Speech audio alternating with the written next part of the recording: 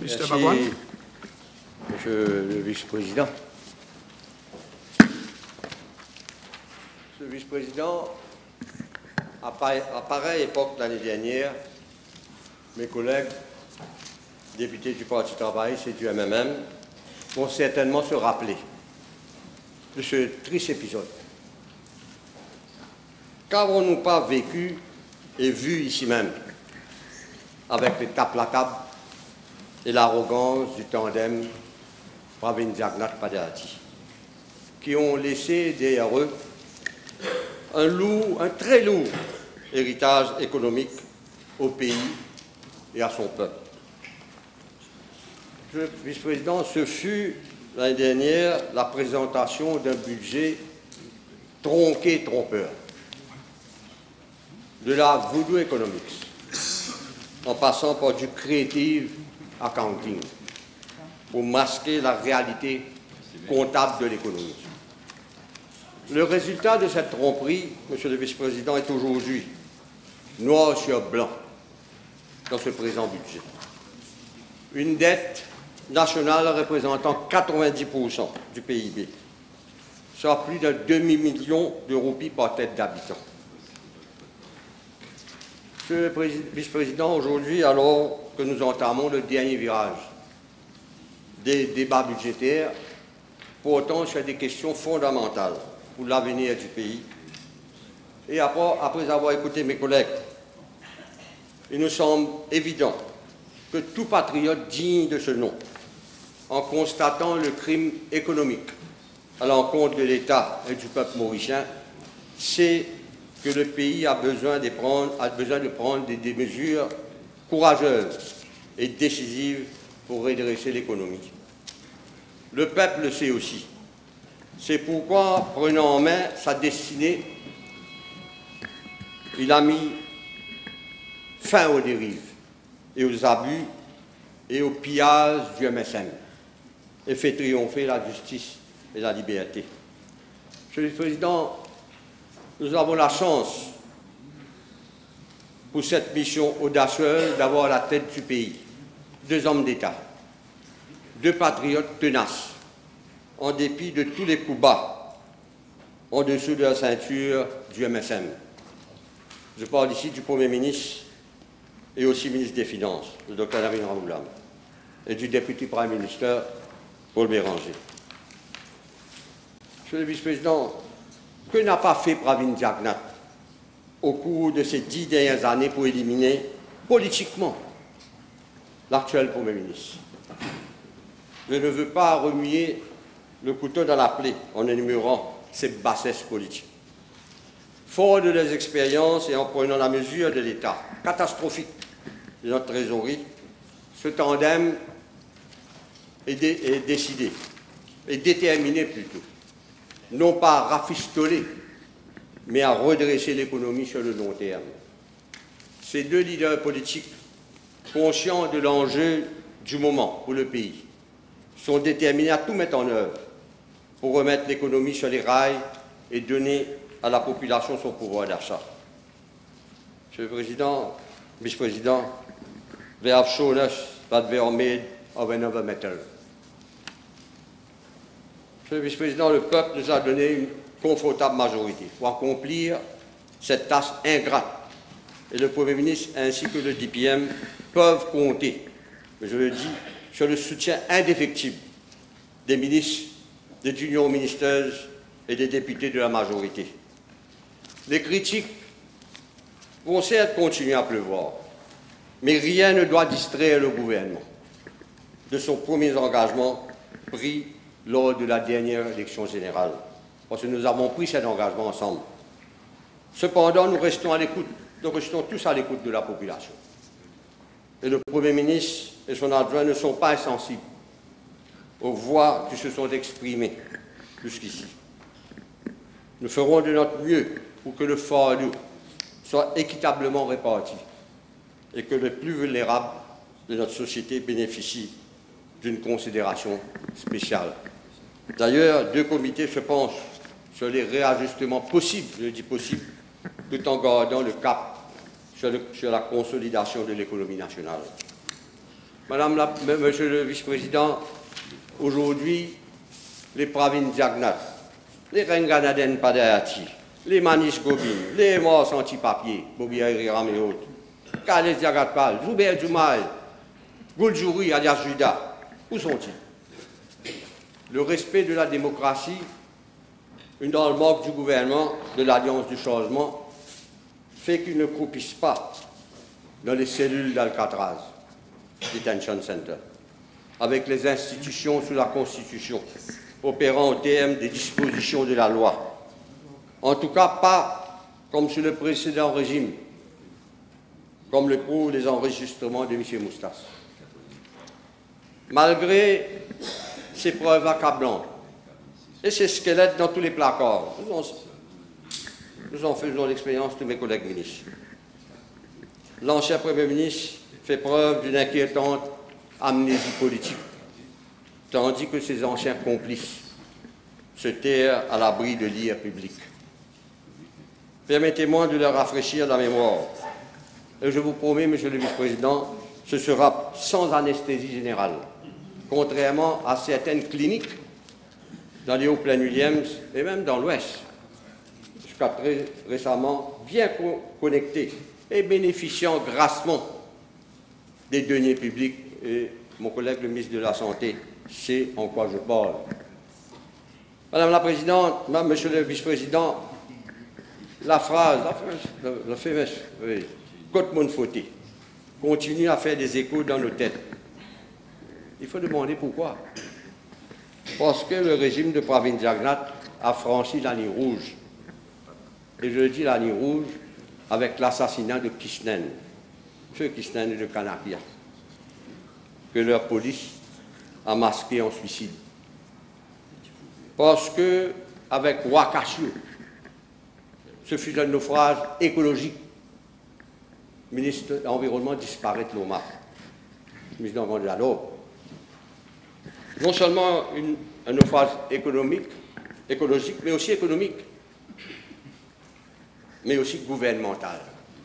L'histoire retiendra que le gouvernement dirigé par le MSM n'a rien fait pour empêcher la première marée noire de cette ampleur que notre pays a connue et qui a été répercutée à l'international.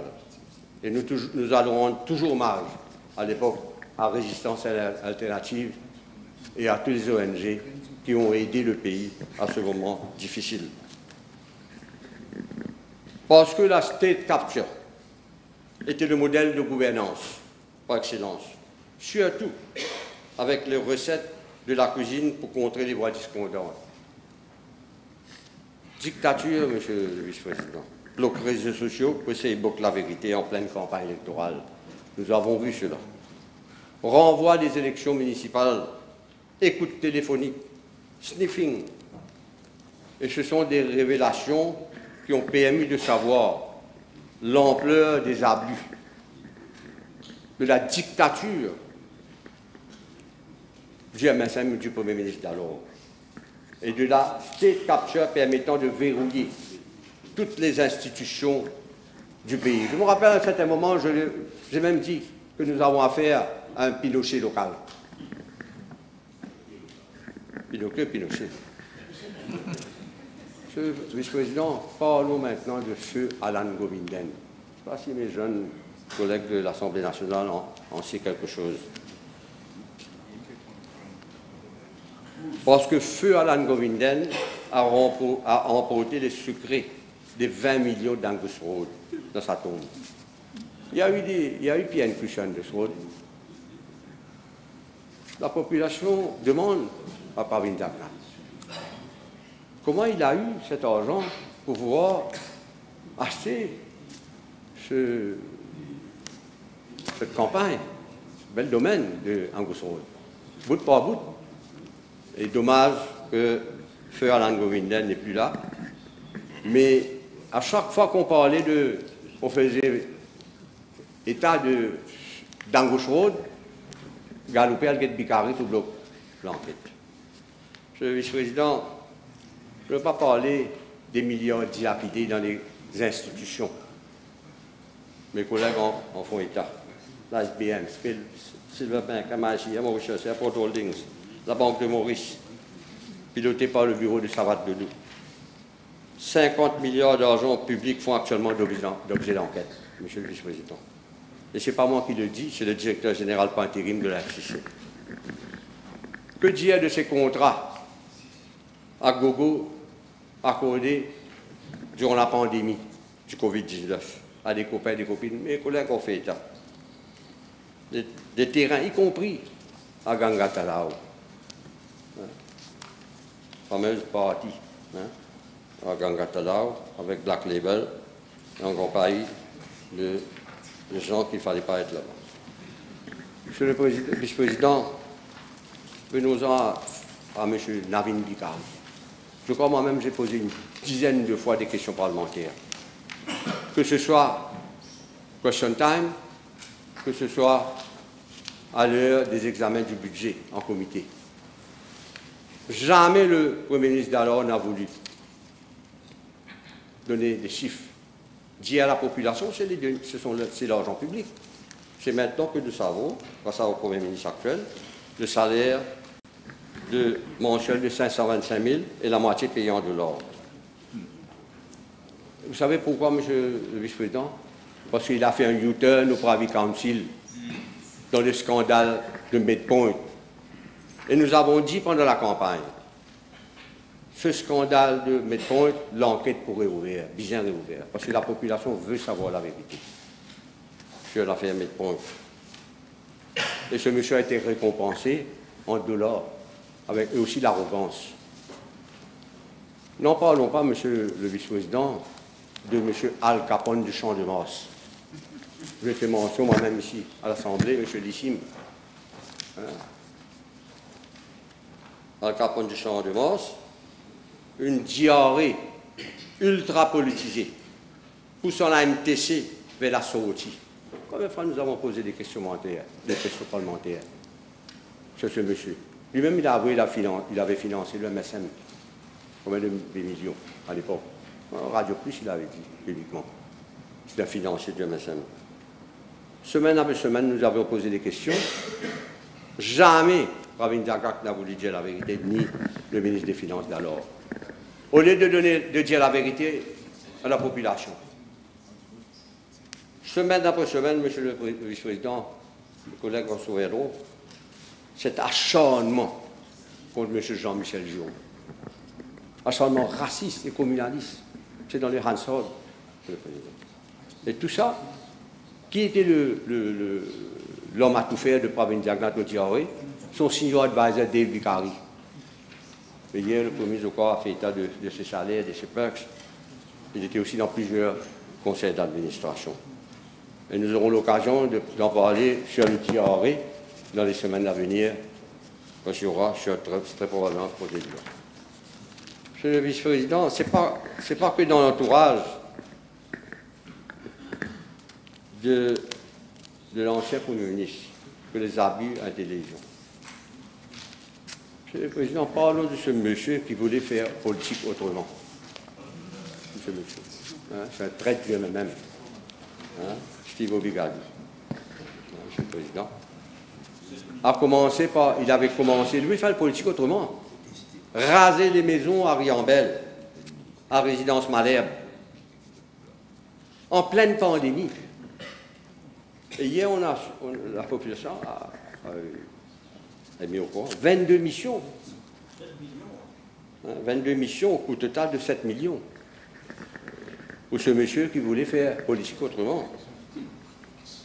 Alors que la MTPA, dont il avait la charge, faisait les choux gras à l'organisatrice immuable des concours de beauté. Je ne peux pas aller plus loin, tout le monde le sait qui est responsable de ce concours de beauté. Très proche parent du ancien ministre, qui voulait faire politique autrement. Ce n'est pas son argent. On m'a informé, j'espère que mon collègue va aller vérifier, il a pris l'avion 2 fois dans le même jour, pour aller revenir. Ce monsieur. Et aujourd'hui, moi j'ai tant de sortir. On le voit sortir et venir nous faire la leçon. Monsieur le Président, le leader de l'opposition a fait état des missions. Vous allez voir les chiffres entre 2014 et 2024 pour les voyages ministériels. C'est presque 1 milliard. Je sais ce que je suis en train de dire. Et ils font état pour sa délégation sur la voiture du Premier ministre. Pour les voitures, monsieur le Président, vice-président, 500 millions. Je casse ça. Englouti pour l'achat des limousines sous le régime des Jacquemin. Et aujourd'hui, on vient nous faire la leçon sur les advisors. Alors il suffit de regarder de près le traitement accordé au Bala, Brancas Mantoura, Dave Vicari, Ken Orion et toute la bande de la cuisine du Santos. N'en parlons pas maintenant, monsieur le vice-président, de l'opposition persécutée, des journalistes, des internautes traqués. Parce que ce Special Striking Team est toléré par un ex-commissaire qui a attendu, monsieur le vice-président, la retentissante défaite de ses maîtres pour prendre sa retraite dorée le même jour. Monsieur le vice-président, c'est de loin le fléau le plus inquiétant que le MSM a légué en héritage. Fraude, corruption, pillage, gaspillage et aussi appauvrissement. La population, en gonflant les comptes en banque des ministres et de ses petits copains. Si pendant Covid, je ne trouve rien pour coquin, monsieur le vice-président, on peut imaginer ce qui s'est passé en temps normal. La FCC a certainement du pain sur la planche pour les prochaines années. Et la population attend avec impatience des réponses claires, des sanctions exemplaires, et surtout la mise en place d'un système de gouvernance qui protège les caisses de l'État contre de tels abus. Et nous faisons confiance, la population fait confiance au Premier ministre et au Vice-Premier ministre pour leur vision là-dessus. Le peuple veut qu'il y ait des garde-fous efficaces et surtout une plus grande redevabilité des décideurs politiques. Et nous donnons cette garantie en tant que gouvernement. Monsieur le Vice-président, suite à la présentation du budget par le Premier ministre le 5 juin dernier, il y a eu de nombreuses réactions politiques. Il va sans dire que la question du BRP à 65 ans a polarisé toute l'attention, omnibulant ainsi malheureusement les autres mesures budgétaires importantes. Commençons par les acteurs de ces manifestations. Quand il fallait s'y attendre, les syndicats, rightly, se sont mobilisés à bloc, et certaines ONG. Par contre, monsieur le président, par contre, des politiciens missing in action, disparaissent ça depuis le 10 novembre. Ça qui est parti au radar et des classiers aujourd'hui, monsieur le vice-président. Et non là. D'autres observant de toute évidence le deuil politique. Ils sont en deuil. On les a vus en tenue de croque-mort. En plus, une véritable tête d'enterrement, on les a vus dans les rues de Cordoue. En tenue de croque-mort, ils sont en deuil, une véritable tête d'enterrement. Ce qui n'est pas si bon. Et pour cause, monsieur le vice-président, 60 soldats engagés, 60 capturés, 60 prisonniers de war, sont été battus, prisonniers de war, mais il y a eu 2 qui sont libérés sur parole. C'est une base démocratique. C'est une base démocratique. Le MSM et son leader, qui hier bâillonné la liberté d'expression, peuvent aujourd'hui, grâce à ce gouvernement, massé à l'eau de rôle, et voilà, entouré des bouncers. Incroyable. Et des bouncers aussi en tenue de croque-mort. Monsieur le Président, eux qui rêvaient de l'opportunité qu'offrait cette manifestation pour tenter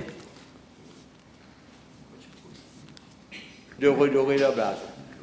orange, le blason orange est devenu noir pour la circonstance. Et il voulait se servir de cette manifestation organisée par les syndicats pour avoir un sérum politique. Sauf que ce produit n'a aucun effet sur zéro. Monsieur le Président, Vice-président, l'issue du dernier scrutin est toujours bien présente dans la mémoire de l'électeur. L'électeur a une mémoire d'éléphant, un peu comme moi. Ils ont d'ailleurs appris à leur dépens, le MSM, dans les manifestations du week-end.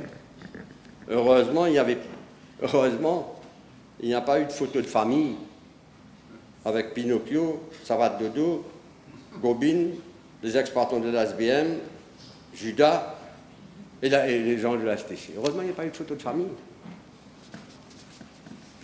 Et tous ceux qui sont sur, surtout, tous ceux qui sont sur le wanted list de la FCC, qui ne prennent l'autre avec la cousine, ils sont en attente, ils font la queue là. Monsieur le Vice-président, la colère des manifestants est dans les faits, avant tout, surtout contre les responsables du MSN et ses alliés complices, coupables. Ils sont coupables de ce désastreux bilan. Le passage du cyclone du MSM sur notre pays a mis notre économie à genoux. Ceux et celles qui s'expriment ces jours-ci revendiquent les acquis de ceux qui, pour les 10 ans à venir, Monsieur le Vice-président, ce gouvernement veut voir au-delà de cette fenêtre le moyen et le long terme, 25 à 30 ans plus. C'est la vision c'est ça la vision du Premier ministre et du ministre des Finances et de l'ensemble du gouvernement et du vice-premier ministre, pour pérenniser le système de pension et le rendre soutenable. Nous avons cette responsabilité, nous avons ce devoir envers les générations à venir, de rendre soutenable ce système de pension, en tenant notamment compte du vieillissement de la population et la baisse de la natalité pour que nos petits-enfants ne nous reprochent pas d'avoir vidé nos boîtes condamnées nationales. Ce qu'ils ont fait. Des vides boîtes condamnées nationales. Cette génération, j'ai vu fait dans ceux et celles qui vont en premier lieu, directement et définitivement, bénéficier d'une meilleure protection à l'issue des réformes préconisées de la pension, les jeunes ne se sont nullement exprimés dans la rue. Mais pas du moins encore. Ils n'ont pas fait entendre leur voix et étaient les grands absents de la rue. Les jeunes qui ont déjà débuté leur carrière professionnelle et qui s'apprêtent à le faire, la génération de demain et d'après-demain, et à qui ces réformes sont destinées. Les réformes que nous avons proposées, que ce gouvernement a proposées, pour la voix du Premier ministre, sont destinées à ces jeunes de demain. Et ces jeunes, ils réalisent la nécessité de cette réforme. Pour être objectif dans ce présent débat, il me semble qu'au préalable, il nous faut écouter les deux sons de leur cloche, des aspirations de deux générations au plus. Monsieur le Vice-président, qu'est-ce que nous constatons? Une pléiade de critiques, des amalgames douteux, une virulente désinformation, il y a une désinformation démagogique, des dizaines de critiques, mais zéro de propositions, alors qu'il est identifié dans la case. Un ou des actuaires indépendants ont donné leurs opinions, mais aucune proposition collective. Mais pour pouvoir en faire, il faut bien comprendre comment nous en sommes pour retrouver dans un tel bourbier. Un budget, Monsieur le Vice-président, ce sont des colonnes et des lignes interminables de chiffres. Et ces chiffres expriment nos attentes, nos appréhensions, nos ambitions et notre futur. Cette encyclopédie de chiffres offre la vérité à celui qui veut voir, la sagesse à ceux qui la maîtrisent et la prospérité à ceux qui savent l'écouter. Et les chiffres ne mentent pas et les faits sont indiscutables. Monsieur le Vice-président, mes collègues ont parlé de loup dans la bergerie ou de loup dans la peau d'un mouton. pour garder le même registre, je parlerai des loups-garous, qui profitent non pas de la pleine lune, mais de leur libération sous caution pour faire leur sortie politique. Ces mêmes loups-garous qui ont vampirisé et saigné à blanc les institutions. Certains nous reprochent de rappeler le passé, mais ne pas parler de dilapidation de l'héritage de toute une nation, in broad daylight, ça rend ce au final. Alors que le passé, mieux vaut l'assumer, mais pas le fuir. Il ne faut pas fuir le passé. Et surtout pas donner l'occasion au croque-mort de l'enterrer. Le vice-président, nous de notre côté, seul côté de la Chambre, au niveau du gouvernement, nous sommes prêts. Prêts à rendre ce pays sa dignité, son intégrité, son avenir. Prêts à gouverner avec le peuple, mais pas contre le peuple. Prêts à s'attaquer aux vrais problèmes que d'autres ont esquivés. Ils ont esquivé, monsieur le vice-président. Et pendant la dernière campagne, nous avons dit, nous n'avons rien caché. Nous avions dit dans le programme d'élection de l'Alliance du Changement que notre première priorité, c'est redresser l'économie et les institutions du pays. Et nous ne sommes pas passés par 4 chemins. Nous avons commencé par ici même la Chambre, en redonnant à cette Assemblée nationale ses lettres de noblesse. Ce qui n'était pas possible sous l'ancien gouvernement avec sa shouting brigade et ses expulsions et ses suspensions courantes, transformant chaque séance en une véritable force. Et je dois rendre hommage, peut-être en tant que vétéran aussi, à tous mes collègues du Parti travailliste, du MMM, mais aussi du Nouveau démocrate, qui étaient avec, nous étions ensemble ici. Nous étions comme une équipe et nous faisions face à la tyrannie. Et nous l'avions fait ensemble en équipe. Faire face au MSM. Monsieur le vice-président, alors que nous manquons aujourd'hui la journée mondiale contre la drogue, c'est très important. La journée mondiale contre la drogue, c'est aujourd'hui. J'ai une pensée spéciale pour ces mères et pères de famille dont les enfants sont victimes de la toxicomanie. Pour les responsables de ces ONG qui affrontent sans relâche le danger au quotidien, qui affrontent sans relâche le danger de la mort. J'ai en tête, monsieur le Président, je vais toujours le rappeler, feu Père Robert Geoffroy, que j'ai côtoyé moi-même dans les années 80. Sur le terrain, la mort en face. Nous avions combattu ensemble à cette époque, je crois l'héroïne, le brown sugar, et dans les quartiers où de nombreux jeunes étaient sous l'emprise de ce fléau. Mais l'essentiel de se rappeler que le trafic de la drogue est devenu quasiment une industrie à Maurice, grâce aux protections accordées par le MSM de Pravin Jagnat, au barreau de la drogue. Et je le dis avec tous les sérieux, parce que je suis un homme de terrain. Nous avons vu. Je ne veux pas revenir sur les années précédentes, où certains barreaux de la drogue est ici, présent dans la galerie d'honneur du gouvernement d'Anoulami. Ça, on a vécu tout ça, le président, dans les couloirs de l'Assemblée. Monsieur le vice-président, y a-t-il un crime plus crapuleux que de détourner à ses fins personnelles le reward money destiné aux informateurs de la police pour combattre la drogue? Monsieur le vice-président, combien de fois nous avions demandé des questions à l'ancien Premier ministre? Il y a un vote, ça, reward money. Donnez-nous le détail, à qui c'est payé, comment c'est distribué. Rien, caché. C'est aujourd'hui ce que nous voyons. Ce haut gradé, je le dis haut gradé, proche de l'ancien Premier ministre Pravin Jagnat, et ces deals Inc. d'un montant de 4,6 millions fait face aujourd'hui aux enquêteurs de la FCC. Et en fait, il n'a fait que suivre les mauvais exemples de ses patrons. Qu'est-ce que nous voyons aujourd'hui dans le Mauricien d'aujourd'hui? On parle même de 40 millions. C'est de l'argent public. Voter l'argent public pour combattre le trafic de la drogue, pour avoir de l'information, pour agir. Et dans le Mauricien, c'est à la une aujourd'hui. Voilà, c'est lui. Et je me demande, Monsieur le Président, je dis ça au Premier ministre, si nous ne devrions pas introduire une line, one line budget, pour inclure que les bracelets en acier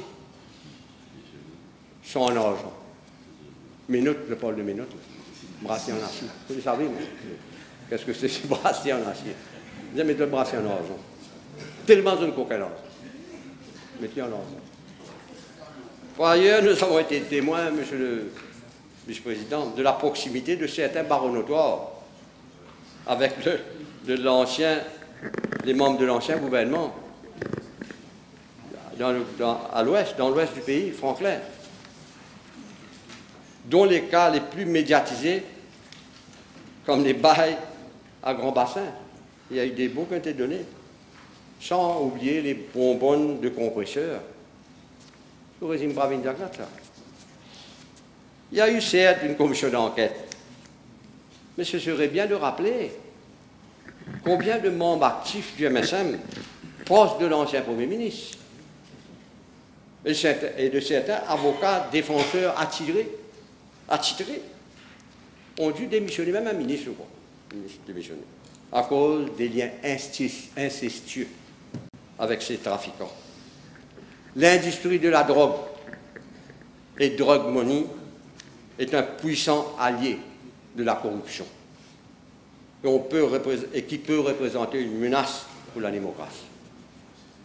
Notre gouvernement, nous avons dit que nous allons attaquer à ce fléau.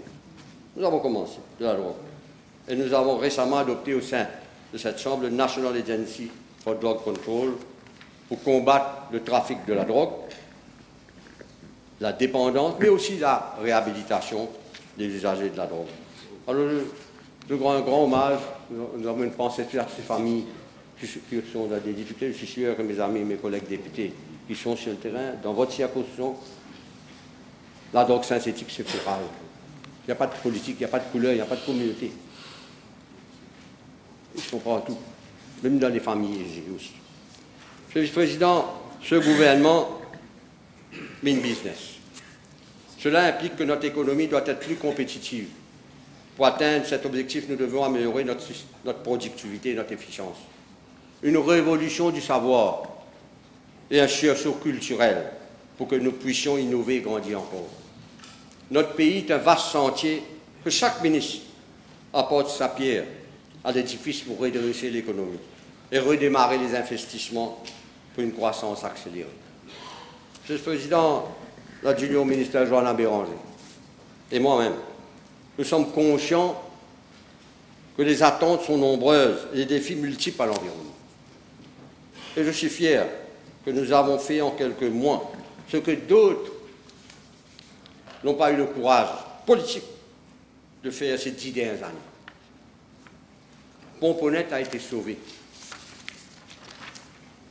de l'accaparement du littoral. Et aujourd'hui, une place publique. Et nous disons merci à notre ami, l'honorable Mohamed. Je suis sûr que mes amis de Résistance Alternative et de l'association Arrête Coca nous la place sont vraiment happy. À travers des évaluations rigoureuses des demandes de PMI-AI et un monitoring constant des projets en cours, mon ministère veut assurer une gouvernance environnementale stricte pour protéger les zones écologiquement sensibles, les barachois, les zones humides, mangroves, caves. Pas de compromis là-dessus, monsieur le Président.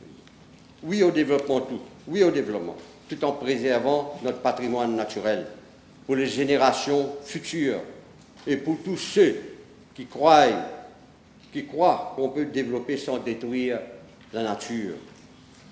Cela illustre l'engagement de ce gouvernement en matière de protection de l'environnement. Je suis très fier, Monsieur le Président. Je suis retourné comme ministre de l'Environnement presque 20 ans après. Et l'histoire en témoigne que moi-même, nous avions accompli avec le DPM des décisions courageuses, je dis que lui et moi, nous avions pris à cette époque en interdisant l'extraction du sable, qui était un crime, en abaissant le pourcentage de diesel, le soufre dans le diesel, pour combattre la fumée noire dans les autobus, dans les véhicules, la création de la police de l'environnement. Sur d'autres dossiers que nous avions travaillé en cette période, en tant que lui, le leader du MMM, et moi comme ministre du MMM, avec mes collègues MMM, parce que c'était notre vision à l'époque, et qui est toujours, et je suis très heureux, j'aurais jamais cru que j'aurais été 20 ans après ministre de l'Environnement, je continue ça. Monsieur le Président, nous agissons également sur les îlots. Nous avons commencé avec l'îlot Bénitier, qui est étouffé sur le poids du désordre. Aujourd'hui, l'île respire, monsieur le vice-président. J'inviterai mes amis d'aller le visiter. Dommage, je n'ai pas pu moi. Les opérateurs, désormais régularisés, travaillent avec des règles claires. Ils travaillent avec des règles claires. Et je veux saluer ici l'action collective menée sous la présidence du DPM, avec le support du Premier ministre, en collaboration avec le ministère du Logement, celui de l'Agro, qui est responsable de National Parks and Gardens, le ministère du Tourisme, et surtout le conseil du district de Rivière-Noire, le président, M. Camrazotou, et tous les partenaires concernés. Et nous avons fait un bon exemple d'un travail collectif et à long terme. Monsieur le vice-président, ce sont quelques exemples de la longue route de la reconstruction de notre pays, de sortir de la mine de la prospérité. Pour y parvenir, le premier budget de ce gouvernement jette les bases dans un contexte national et international difficile. Les incertitudes sont nombreuses en raison des facteurs externes, hors de notre contrôle. En tout cas, ce budget n'a laissé aucun secteur clé de côté. L'économie bleue, le tourisme durable, l'agriculture durable, la consolidation budgétaire et la croissance économique, sans oublier la protection des plus vulnérables. You have 5 minutes to go. Yes, I know. 5 minutes. I know, yes. I'm just having a look at it. I know. Just Dans cela, nous devons faire de bons choix pour notre environnement. Nous travaillons sur un grand projet au niveau du changement climatique. Nous travaillons sur des rapports que nous allons produire dans le sillage du Conference of Parties de COP30.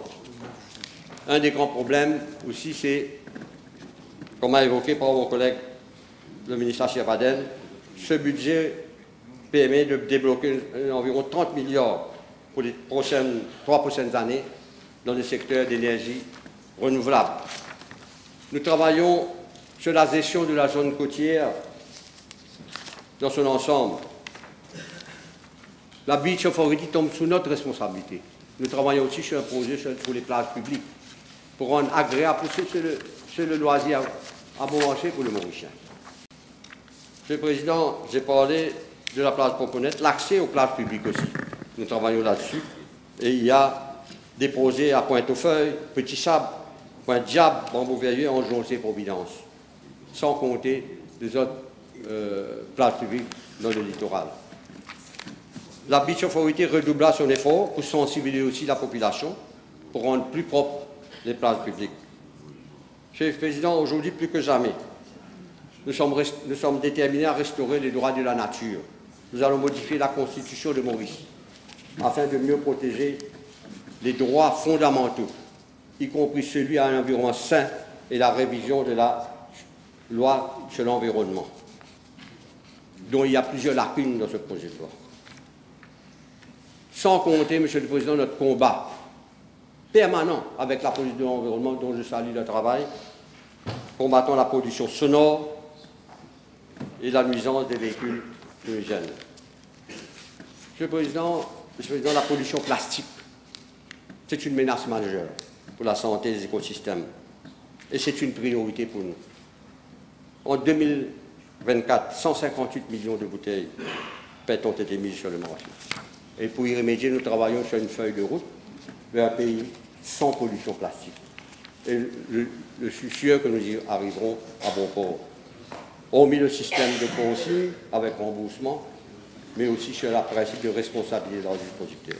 Un cadre légal est en préparation. Nous travaillons sur la gestion des déchets, où des milliards sont dépensés. Et aujourd'hui, nous pouvons dire, moi-même et le ministère, nous avons hérité de Massicose avec le feu, quand nous sommes entrés au gouvernement. C'est un contrat de 3,6 milliards qui a été alloué le 28 juin, parce que la veille des élections, où il y a des problèmes énormes de gestion, je le dis avec conviction. C'est pour sa raison laquelle nous disons que cette extension ne résoudra pas durablement le problème de déchets.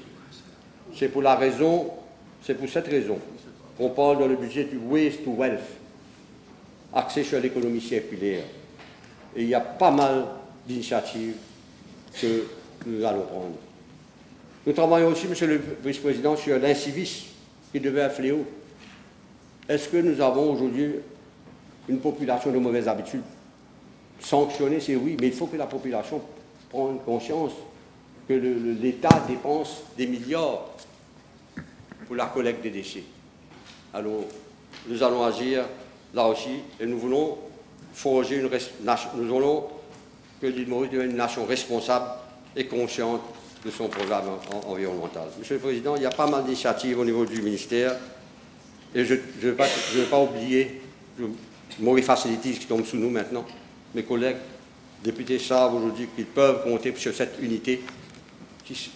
Ces travailleurs travaillent avec courage, bravent le soleil, le mauvais temps, pour entretenir les écoles publiques, les bordures de route et le terrain vague et d'autres espaces publics, je les rends hommage. Pour conclure, Monsieur le Vice-président, le budget 25-26 est bien plus qu'un document comptable. Il s'agit d'un contrat moral avec notre pays, d'un investissement stratégique pour l'avenir de nos enfants, les petits-enfants, et d'un engagement politique fort. Nous avons pris l'engagement de redresser l'économie et de remettre les institutions sur les rails de bonne gouvernance. C'est à quoi nous nous sommes attelés depuis novembre dernier.